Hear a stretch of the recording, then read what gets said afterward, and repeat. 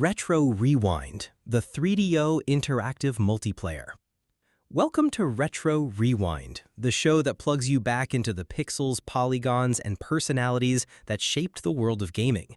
Today, we're setting our time machine not just for a console, but for an entire philosophy, a grand, audacious, and ultimately tragic experiment born from the heart of Silicon Valley. It wasn't just a black box, it was a manifesto.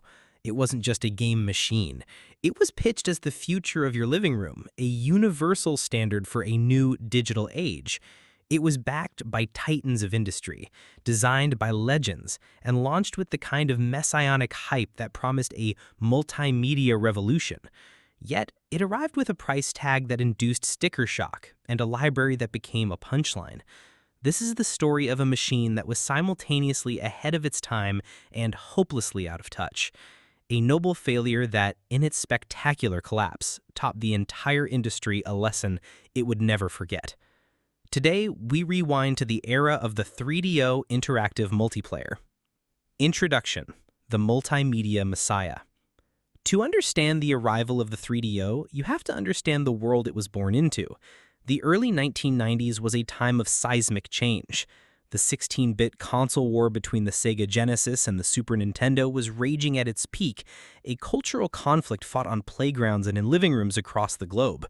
But on the horizon, a new technology promised to change everything: the compact disc ROM. With its vast storage capacity, the CD-ROM was the vessel for a new buzzword, a concept that captivated the tech industry and the public imagination.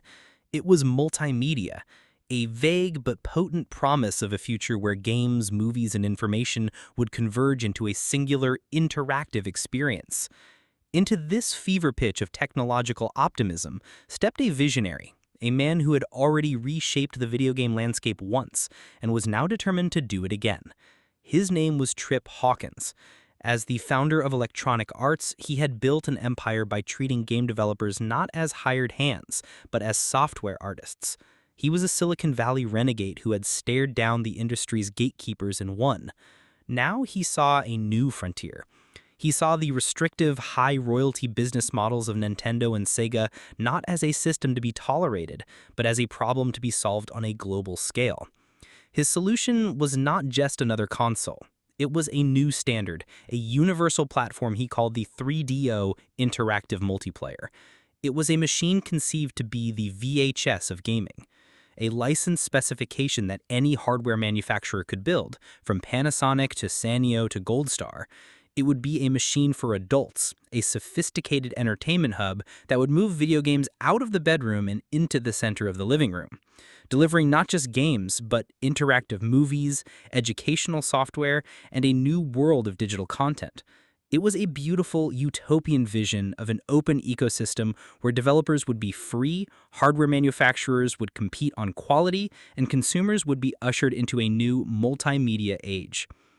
What followed was one of the most spectacular and instructive failures in the history of technology. The story of the 3DO is a classic tragedy of hubris and ambition. It is a tale of a revolutionary idea that was too early, too expensive, and ultimately crushed by the very industry it sought to liberate.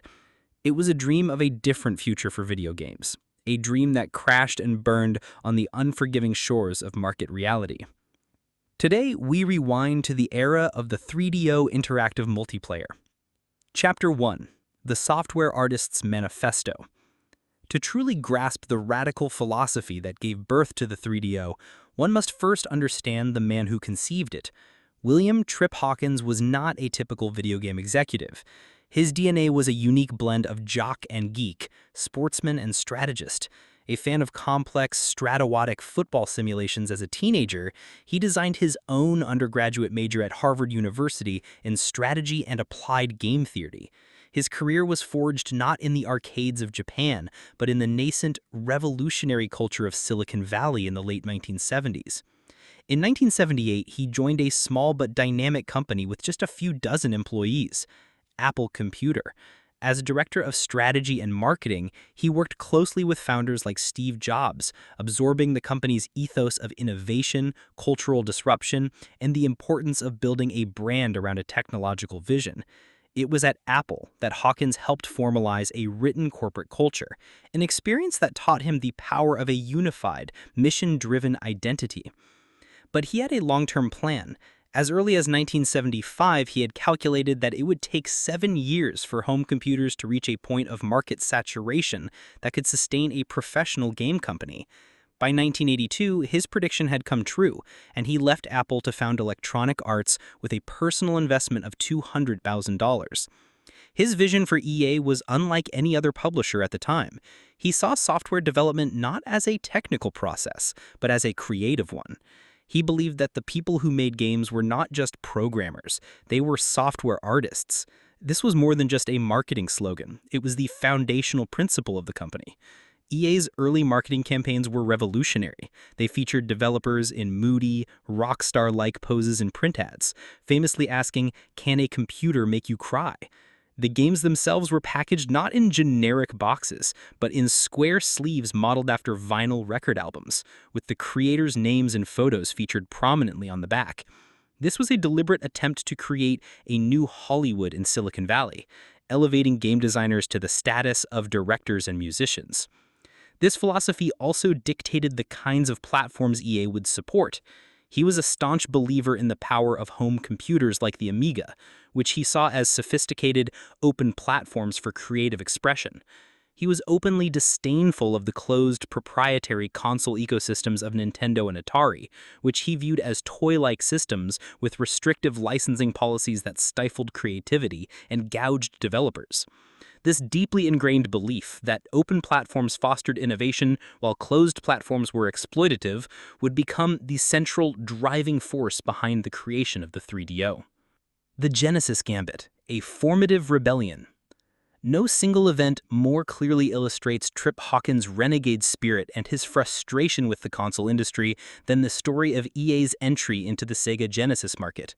By the late 1980s, EA was a dominant force in home computer gaming, but the console market, led by Nintendo's near monopoly, was a walled garden. Nintendo's licensing terms were famously draconian, demanding final approval over all aspects of a game, controlling cartridge manufacturing, and charging exorbitant royalty fees. When Sega launched the 16-bit Genesis in North America, Hawkins saw an opportunity. The console's Motorola 68000 processor was the same chip used in computers like the Amiga, making it an ideal platform for EA's existing and future games. However, Sega, emulating Nintendo's model, demanded a licensing fee of between $8 and $15 per cartridge, a cost that Hawkins found unacceptable. Unwilling to submit to what he saw as an exploitative deal, he decided on a radical course of action. If Sega wouldn't open the door, EA would kick it down. He commissioned a top-secret, high-risk project to reverse engineer the Genesis hardware. To navigate the treacherous legal landscape of intellectual property law, EA employed a clean room reverse engineering process. One team of engineers would analyze the Genesis console and document its functions in meticulous detail without ever looking at Sega's proprietary code. A second, separate team, using only those documents, would then build a functional equivalent of Sega's development tools from scratch. It was a legally perilous but technically brilliant maneuver designed to prove that they had independently recreated the technology, not stolen it.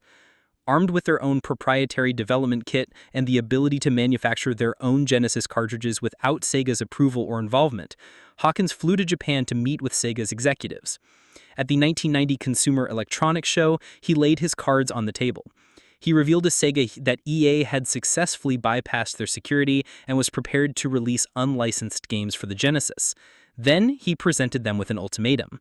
As he later recalled telling them, "You can sue, but we did the tech fair and square and have great lawyers. So make us an official licensee and give us a lower fee." Sega was cornered. The prospect of a major publisher like EA releasing a flood of unlicensed games was a nightmare scenario. Worse, they feared EA could sell their reverse engineering knowledge to other publishers, completely destroying their licensing model. Sega capitulated. They granted Electronic Arts an unprecedentedly favorable licensing deal, with a royalty rate of just $2 per cartridge and a cap of $2 million, a fraction of what other publishers paid. Over the next few years, this deal would save EA an estimated $35 million and solidified John Madden Football as a system-selling franchise. This confrontation was more than just a shrewd business negotiation. It was the crucible in which the 3DO philosophy was forged. The Genesis Gambit was a costly, high-risk solution to a problem Hawkins believed was systemic. It proved to him that the entire console business model was fundamentally broken, a closed system that held developers hostage and stifled the market's potential. His next venture would not be about finding a clever way to break into a walled garden. It would be about tearing the walls down for everyone. The 3DO wouldn't just be a new console. It would be Hawkins's systemic, philosophical answer to the problem he had been forced to solve with brute force and legal intimidation. It was an attempt to institutionalize the renegade freedom he had fought for, creating a platform where no developer would ever have to do what he did. Chapter 2. Forging the Universal Platform. Having conquered the software world with Electronic Arts and stared down the console giants, Trip Hawkins set his sights on a far more ambitious goal. He didn't just want to publish games, he wanted to define the very platform on which the future of interactive entertainment would be built. In 1991, he transitioned from his CEO role at EA to found a new company with a revolutionary mission, the 3DO Company.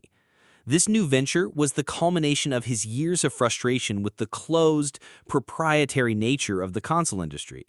It was his attempt to build a new kind of ecosystem from the ground up, one based on openness, collaboration, and a shared standard. The 10 Principles and the VCR Model.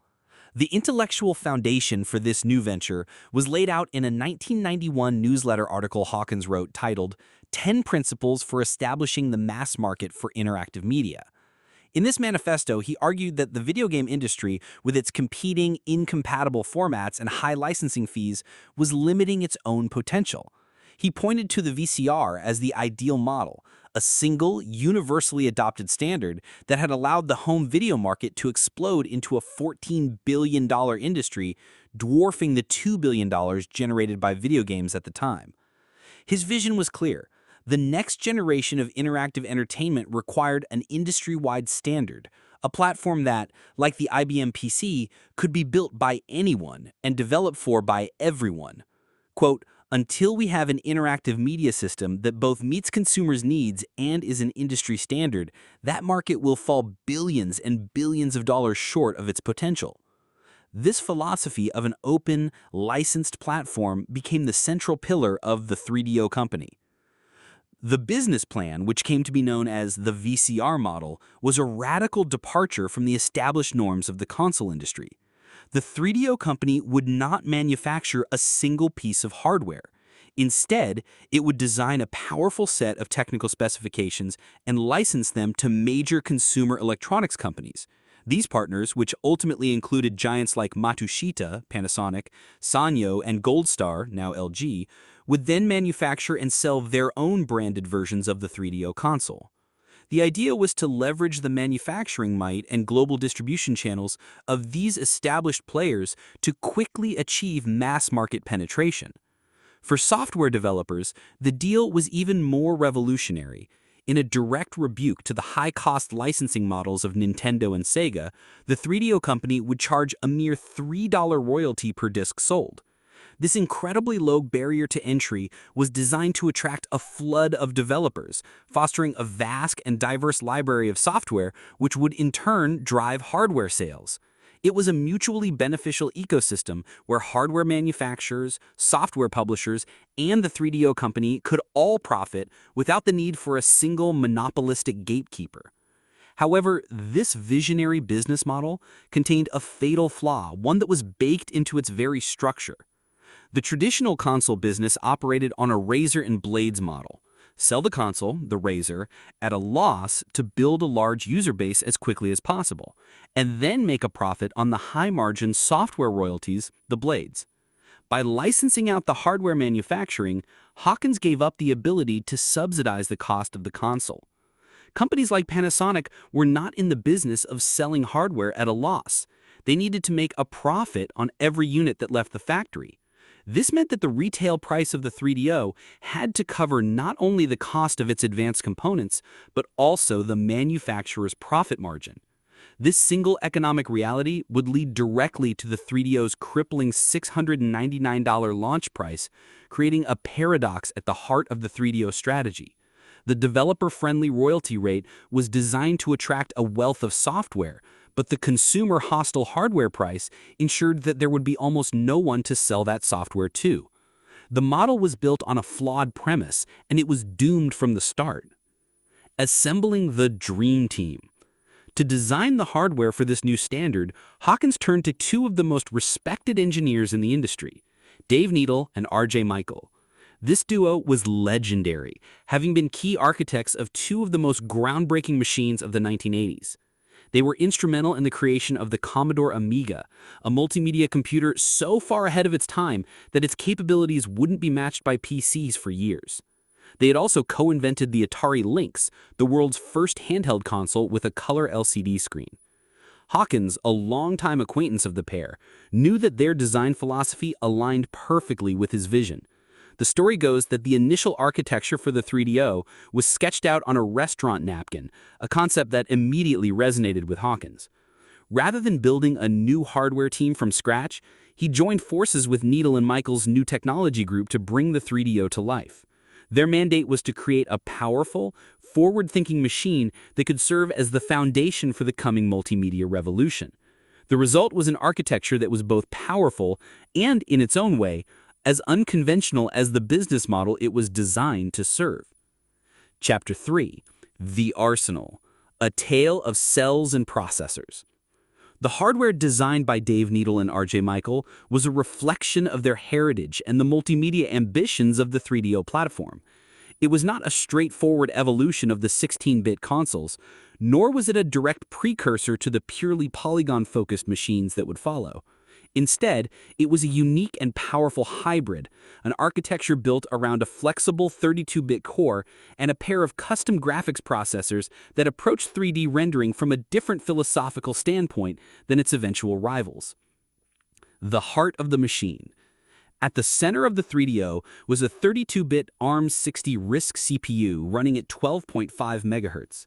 While its clock speed might seem modest, the RISC, or Reduced Instruction Set computer architecture, was efficient and powerful for its time, roughly equivalent in performance to a 25 MHz Motorola 6830, a significant leap beyond the chips found in the Genesis and SNES. The system was equipped with 2 MB of main DRAM and a separate 1 MB of VRAM for graphics, generous amounts for a console in 1993. The system's multimedia capabilities were further bolstered by a custom 16-bit digital signal processor designed specifically for audio. This chip could mix, manipulate, and synthesize CD-quality sound at a 44.1 kHz sampling rate and fully supported Dolby surround sound, making it one of the most advanced audio systems of its generation. All of this was managed by a multitasking 32-bit operating system, a feature that underscored the 3DO's computer-like aspirations. The cell engine, a different approach to 3D. The most distinctive and defining feature of the 3DO's hardware was its graphics engine. Instead of a single all-purpose graphics processing unit, or GPU, the 3DO used two custom video processors affectionately codenamed Madam and Clio. These chips powered what was known as the cell engine, a rendering system that was fundamentally different from the triangle-based polygon pushers that would power the Sony PlayStation and Sega Saturn. The term cell was deliberate reference to the transparent celluloid sheets used in traditional hand-drawn animation. The 3DO's cell engine was designed not to render wireframe models made of triangles, but to project, scale, rotate, and distort complex bitmapped images, the cells, in real time. It could take a 2D image and stretch it into an irregularly shaped quadrilateral, giving it a 3D feel without the computational overhead of a true polygonal model.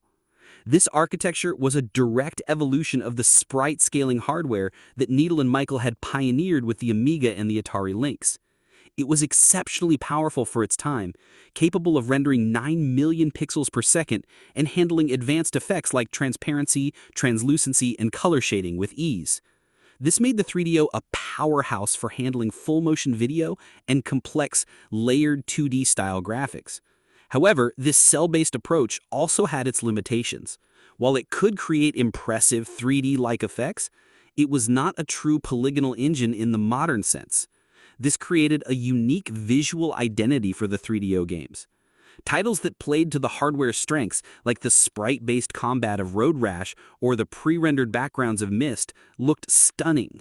But games that attempted to create complex, real-time 3D worlds often struggled to match the raw geometric throughput that the PlayStation would later achieve. The 3DO was a master of 2.5D, a bridge between the 2D past and the 3D future, a technical philosophy that made it unique, but also left it vulnerable to the more specialized 3D hardware that was just over the horizon. To put the 3DO's capabilities into perspective, it's essential to compare it directly with the competitors it would face in the 32-bit console war. Let's take a look back at three major consoles from the 32-bit era: the 3DO, the Sega Saturn, and the Sony PlayStation. First, let's talk about the price, which was a huge factor. The 3DO launched at a staggering $699.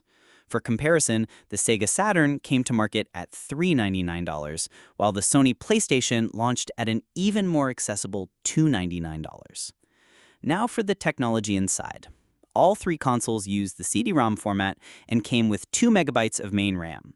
But their core processors were quite different. The 3DO used a 12.5 MHz ARM60 RISC chip. The Sega Saturn had a complex dual-core setup with two 28.6 MHz Hitachi SH2 processors. The PlayStation was powered by a 33.9 MHz MIPS R3000A processor. Their approaches to graphics also diverged. The 3DO had a custom cell engine, while the Sega Saturn used a dual VDP system that was excellent for complex 2D sprites. However, it was the Sony PlayStation's GPU, which was specifically designed to render 3D triangle-based polygons, that set the standard for the future. The sales numbers tell the final story. The 3DO sold around 2 million units worldwide, the Sega Saturn sold 9.26 million, and the Sony PlayStation dominated the generation, selling an incredible 102.49 million units.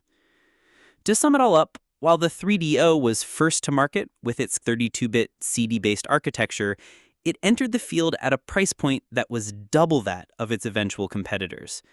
Its unique graphics engine, while powerful in its own right, represented a different evolutionary path than the one the rest of the industry would ultimately follow.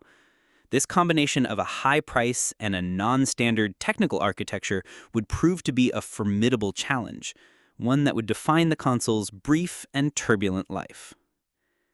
Chapter 4. The $700 Gamble, a botched launch. The debut of the 3DO was not just a product launch. It was an event, a carefully orchestrated media blitz designed to convince the world that the future of entertainment had arrived.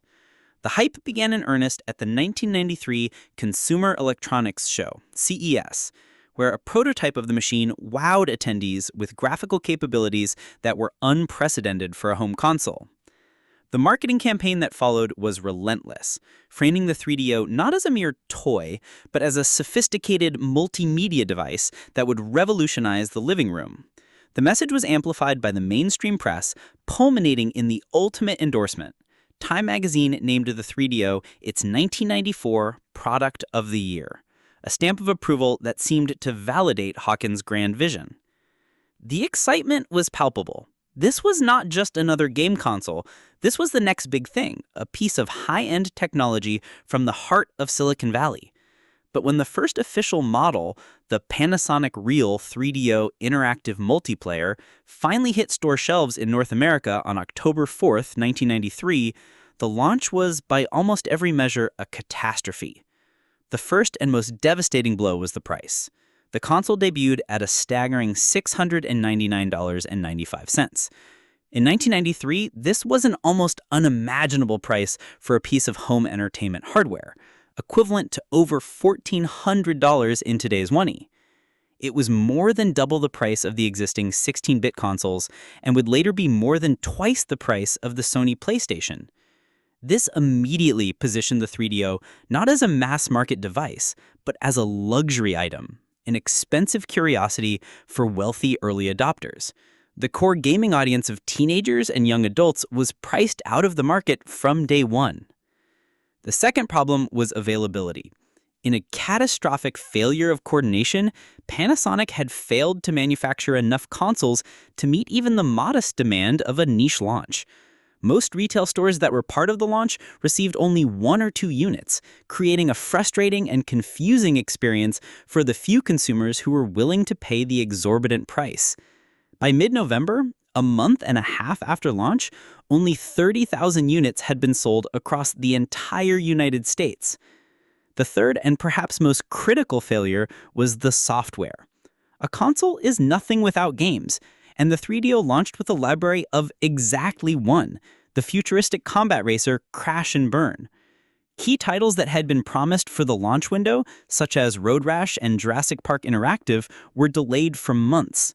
This was a direct consequence of the 3DO company making last-minute updates to the hardware specifications, leaving third-party developers with insufficient time to test and finalize their games on the finished console. The botched launch was a direct and immediate indictment of the 3DO's revolutionary business model. The very decentralization that was supposed to be its greatest strength proved to be its most profound weakness. Trip Hawkins had the vision, but he had licensed away the operational control necessary to execute it. There was no single vertically integrated entity, like Sega or Nintendo, to coordinate hardware manufacturing, software development timelines, and marketing into a cohesive and effective launch strategy. Panasonic, the hardware manufacturer, was responsible for production, but failed to deliver the necessary volume. The 3DO company, the platform holder, was responsible for the technology, but its last-minute changes crippled the software pipeline. The third-party developers were responsible for the games, but were left without the stable hardware and clear deadlines they needed to hit the launch date. The result was a launch that was all hype and no substance. The multimedia revolution had arrived in stores with a whimper, a wildly overpriced box with nothing to play on it. While subsequent models from Gold Star and Sanyo and a series of price cuts would eventually make the console more accessible, the initial damage was irreparable. The 3DO had squandered its head start and its initial wave of media goodwill. It had entered the market not with a bang, but with a stumble from which it would never truly recover. Chapter 5: The Library of a Flawed Visionary. A console's legacy is ultimately written in its software. The 3DO's library is a fascinating and often contradictory reflection of the machine's dual identity. On one hand, it was a powerful, forward-thinking game console capable of delivering experiences that were a genuine leap beyond the 16-bit era. On the other, it was a failed multimedia experiment, a platform whose open-door, low-royalty policy invited a flood of low-quality, technology-dated interactive movies. The result was one of the most eclectic and uneven software libraries in console history, a bizarre collection of genuine classics, ambitious failures, and infamous shovelware. The good, the true system sellers. Despite its flaws, when developers understood the 3DO's unique architecture and played to its strengths, the results could be spectacular. A handful of key titles emerged that not only defined the platform, but also went on to become legendary franchises in their own right. Road Rash, 1994. Electronic Arts' port of their beloved motorcycle combat racing game was a true killer app for the 3DO. It represented a massive leap forward from the 16-bit versions, replacing the simple repeating backgrounds with digitized sprites and full-motion video cutscenes that brought the game's cast of punk rock bikers to life. Most importantly, it featured a licensed soundtrack, with bands like Soundgarden and Paw, a revolutionary feature that perfectly captured the edgy alternative rock attitude of the mid-90s. The 3DO version of Road Rash was a landmark title, a perfect marriage of arcade action and multimedia presentation that set a new standard for the racing genre. The Need for Speed, 1994. This was the game that launched one of the most successful racing franchises of all time, and it began its life on the 3DO. Developed by EA Canada in an unprecedented collaboration with the prestigious automotive magazine Road and Track, The Need for Speed was a stunning showcase of the console's power. It featured a small but meticulously rendered collection of exotic sports cars, from the Ferrari 512 to the Lamborghini Diablo VT. The game's physics were designed for realism, and it included detailed technical specifications, magazine-style photos, and high-quality video clips for each car. It was a sophisticated, aspirational racing simulation that perfectly targeted the older, more affluent demographic Hawkins had envisioned for the 3DO. Super Street Fighter II Turbo, 1994. In the realm of 2D fighting games, the 3DO port of Capcom's masterpiece was widely regarded as the definitive home version, even superior to its later PlayStation and Saturn counterparts. It was a near-perfect conversion of the arcade original, running smoothly and effortlessly on the 3DO hardware. The console's CD-ROM format allowed for a remixed CD-quality soundtrack that was a massive improvement on the synthesized music of the arcade original. For hardcore fighting game fans, Super Street Fighter II Turbo was the ultimate bragging right, a tangible demonstration that in the 2D arena, the 3DO was king. Star Control 2, 1994. While a port of an existing PC game, the 3DO version of Toys for Bob's spacefaring epic is often considered the definitive edition for one simple reason: full voice acting. The game's massive script, featuring dozens of unique and bizarre alien races, was brought to life by a cast of voice actors who gave the universe a level of personality and humor that was unprecedented in a console game. The rich narrative, combined with the deep strategic gameplay and fast-paced arcade combat, made Star Control 2 a cult classic and one of the most beloved and critically acclaimed titles in the 3DO's library. The mascot, a gecko's tail. Every successful console needs a mascot, a character who can embody the system's identity and drive sales. For the 3DO, that role fell to a wisecracking, television-obsessed gecko named Gex. Developed by Crystal Dynamics, Gex was a 2D side-scrolling platformer released in 1995. The game's premise was a perfect fit for the 3DO's multimedia ambitions. Gex is sucked into the media dimension and must navigate a series of worlds themed after different television genres, from horror movies to sci-fi and cartoons. The game was a technical showcase, using pre-rendered graphics similar to Nintendo's Donkey Kong Country to create a lush and detailed visual style. Gex himself was brought to life with extensive voice work from comedian Dana Gould, who provided a constant stream of pop culture-laced one-liners. Gex was a critical and commercial success, selling over 1 million copies and eventually becoming a pack-in title for later models of the console.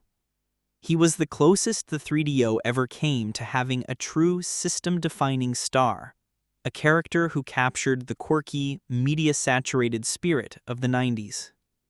The bizarre, the FMV revolution that wasn't. While the 3DO had its share of genuine classics, its reputation, both at the time and in retrospect, has been overwhelmingly defined by a single divisive genre, the full-motion video, or FMV game. In the early 90s, FMV was seen as the apex of multimedia. The ability to put live-action video on a CD and create interactive movies was considered the next great leap forward, a way to finally bridge the gap between video games and Hollywood.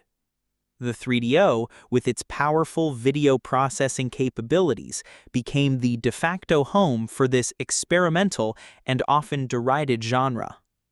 The library was flooded with FMV titles. There were the popular light gun shooters from American Laser Games, such as the Wild West-themed Mad Dog McCree and the sci-fi romp Space Pirates, which were essentially interactive B-movies where players shot at on-screen actors. There were ambitious but flawed cinematic adventures like The Daedalus Encounter, starring Tia Carrere, and then there was the shovelware, the cheap, low-effort titles that gave the genre its infamous reputation. The most notorious of these, a game that has become a legend of bad game design, was Plumbers Don't Wear Ties. It was less a game and more a bizarre, poorly acted slideshow with branching paths. It became the ultimate symbol of the 3DO's lack of quality control, a poster child for the worst excesses of the multimedia era. The prevalence of these low-quality FMV games was a direct and unforeseen consequence of Trip Hawkins' developer-friendly business model. The low $3 royalty fee was intended to foster a diverse and creative software ecosystem. However, it also created an incredibly low financial barrier to entry. FMV games were relatively cheap to produce. They required actors, cameras, and some basic branching path software, but they did not demand the complex and expensive 3D programming of a title like The Need for Speed. This made the 3DO the perfect platform for small, often inexperienced developers to turn out a flood of cheap, interactive movies. In his attempt to create an open and accessible platform, Hawkins had inadvertently removed the financial and corporate gatekeepers that, on other consoles, often served as a baseline for quality control. There was no equivalent of Nintendo's strict seal of quality. The result was a library diluted by a wave of shovelware that reinforced the worst stereotypes of the multimedia era, that it was all style and no substance. This flood of low-quality content damaged the console's reputation among core gamers and ultimately undermined the very creative freedom that Hawkins had set out to champion. The open door had let in as much trash as it had treasure. Chapter 6. A Bridge to Nowhere. The M2 and the company's pivot. Even as the original 3DO was struggling to gain a foothold in the market, Trip Hawkins and his team were already looking to the future. They knew that the technological landscape was advancing at a blistering pace, and to remain competitive against the impending might of Sony and a resurgent Nintendo, they would need a true next-generation powerhouse. This project, codenamed M2, was the 3DO company's ambitious plan to leapfrog the competition and deliver a level of performance that would redefine console gaming. Initially conceived as a potential add-on peripheral for the existing 3DO console, the M2 quickly evolved into a full-fledged, standalone successor. The specifications were staggering for the mid-90s. The architecture was built around dual 66 MHz PowerPC 602 processors, a 64-bit data bus, and a unified 8 MB RAM subsystem. The custom graphics hardware was designed to be a monster, with a theoretical peak performance of over 1 million polygons per second, and support for advanced features like hardware Z-buffering and full-scene anti-aliasing. This was technology that rivaled arcade machines and was, on paper, significantly more powerful than the forthcoming Nintendo 64. The M2 was 3DO's bridge to the future, a technological marvel intended to secure the company's place at the forefront of the industry. However, the commercial failure of the original 3DO had put the company in a precarious financial position.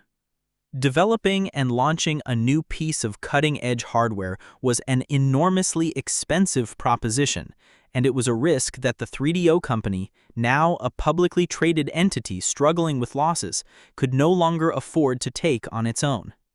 In a move that signaled a dramatic shift in corporate strategy, the 3DO company made a pivotal decision in 1996. It sold the exclusive rights to the M2 technology to its primary hardware partner, Matsushita, or Panasonic, for a sum of $100 million. This deal was a turning point. For the 3DO company, it was a massive financial windfall, providing a much-needed infusion of capital that for the first time in its history pushed the company into profitability. But it also marked the definitive end of Trip Hawkins' dream of establishing a universal hardware standard. By selling its future technology, the 3DO company was officially exiting the hardware business. For Panasonic, the acquisition was an opportunity to take control of its own destiny in the console market. But by 1997, with the PlayStation's dominance firmly established and the original 3DO's failure fresh in memory, Panasonic ultimately decided to cancel the M2 as a consumer console, relegating the powerful technology to a niche life in commercial applications like interactive kiosks and arcade boards. The bridge to the future led nowhere.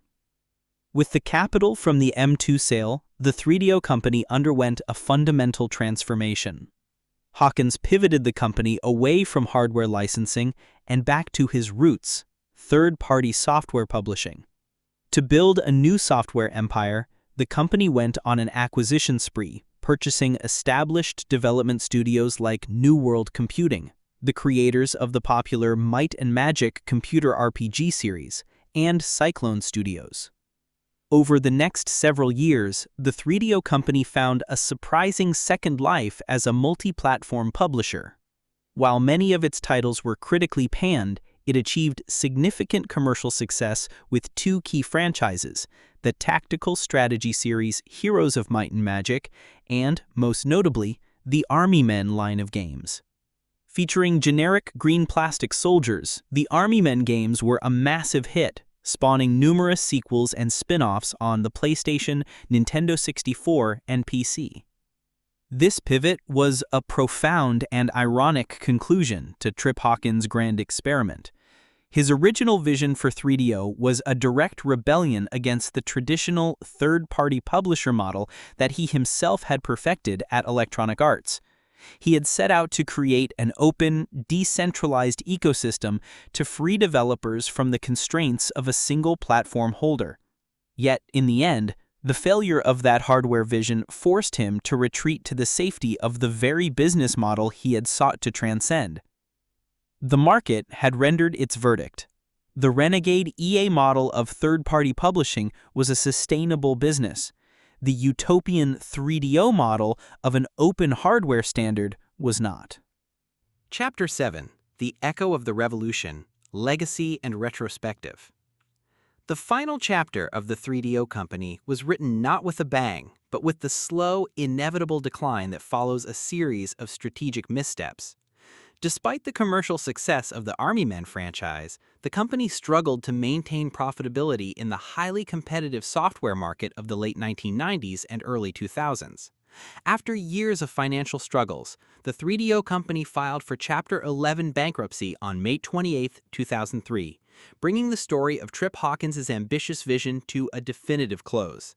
Its assets were sold off to rivals.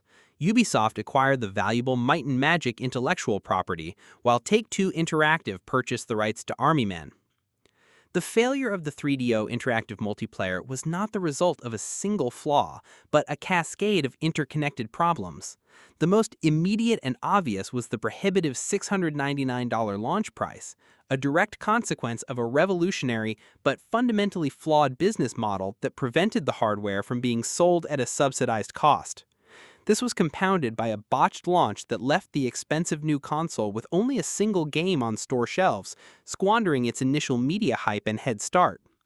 The platform also suffered from an identity crisis. It was marketed as a sophisticated multimedia device for adults, but the market overwhelmingly saw it as a very expensive toy. Its software library reflected this confusion, a jarring mix of high-quality core gamer titles and a deluge of low-budget, critically panned FMV games that damaged its reputation. And looming over it all was the overwhelming force of the competition. The Sony PlayStation, launched a year later at less than half the price, offered a more focused, developer-friendly, and ultimately more compelling gaming experience that quickly captured the market and made the 3DO an afterthought.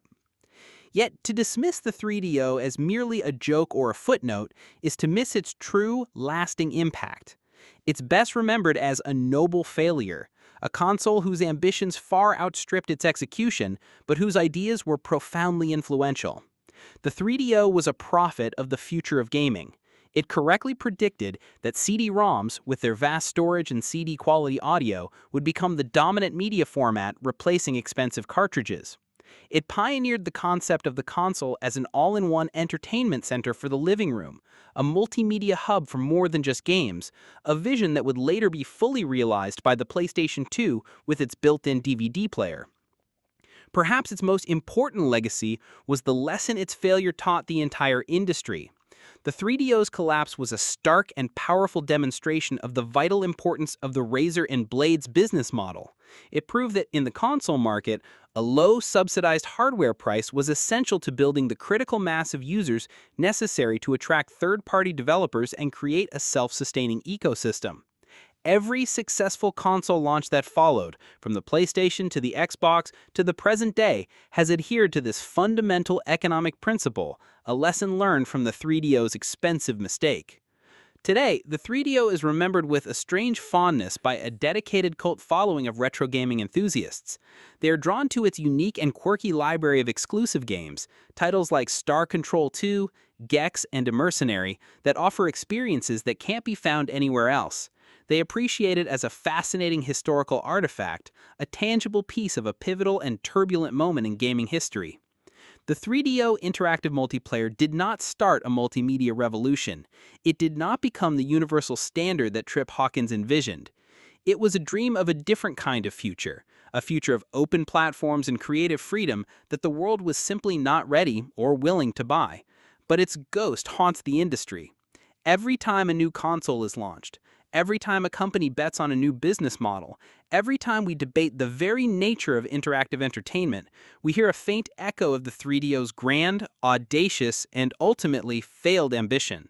It was a spectacular failure, but a failure that mattered. And in the end, that might be the most interesting legacy of all.